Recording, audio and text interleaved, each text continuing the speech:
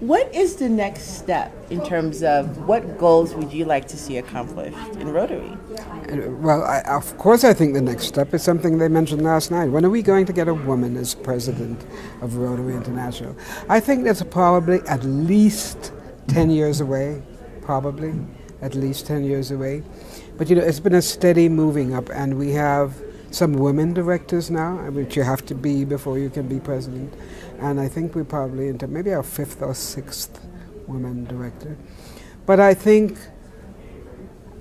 the global step, the big step that I think Rotary needs to take is to address education for girls. Really. I think when they're done with Polio Plus, they ought to take on education. And I don't care if they get the 6 areas of focus, as long as education is one of them. But I think that's important because, who was it? Horace Mann said education is the great equalizer. That's the only way we're going to get people to really know what's there and what's available to them and to be able to take advantage of it. So.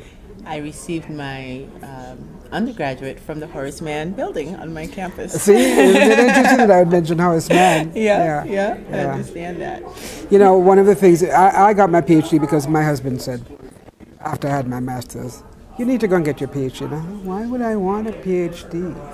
I wasn't interested really in doing any further studies. But I realized once I got involved and started working with it, that it was opening a lot of doors.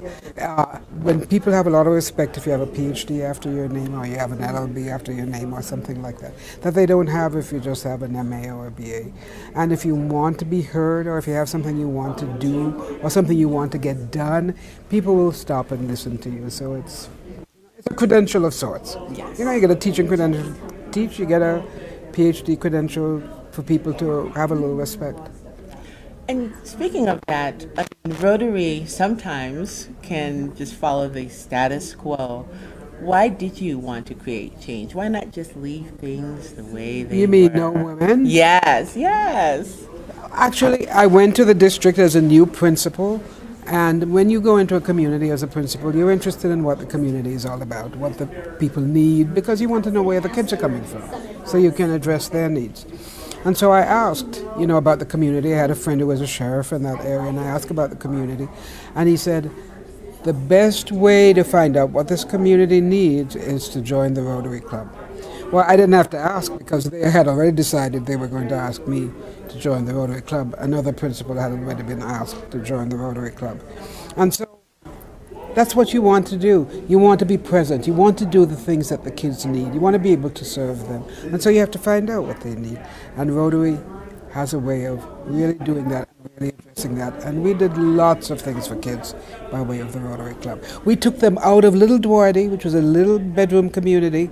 We took them out of Duarte, we put them on an airplane, we take them up to San Francisco so they could see how other kids, lived and did things, so they could see the museum, so they could see other places. We did lots of things courtesy of Rotary.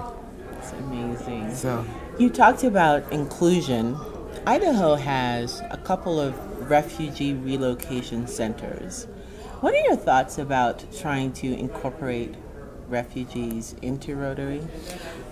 I think everybody should be incorporated into Rotary. I told people, and I mentioned a little bit about that last night when I said, we go out and we do work in communities for people.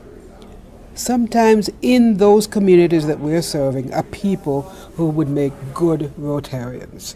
You don't have to make $1 million a year or make even $100,000 a year or anything like that. It's not a matter of the value of the work that you do and so on. It's just what you have in your heart and whether you want to. The reason that new generations groups are getting ahead is because they get on Facebook and say, we're going to use cell phones at this corner next weekend, and we need some people to help us clear them up and put them together. And they get tons of people. Now, in that tons of people are probably a lot of people who would make good Rotarians. You're a beneficiary. You're getting something that Rotary has to give, but it doesn't mean that you can't help someone else. And helping other people helps you to grow. So I say, you teach them to fish, you give them a fish, you teach them to fish, let them fish alongside you. How would you advise Rotarians to have a world view and not just think about their own community, which is very important, but how would you recommend that we go about really thinking globally?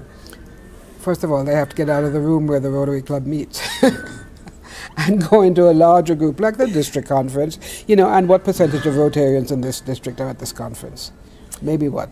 20%, 20 to 30%, maybe. And they don't see and they don't hear what other people are doing. And then when you get out of this conference, you go to the international convention and really see what people are doing, what people look like, how different they are, all the perceptions you have about what people look like. You know, you see them and you see what people are doing.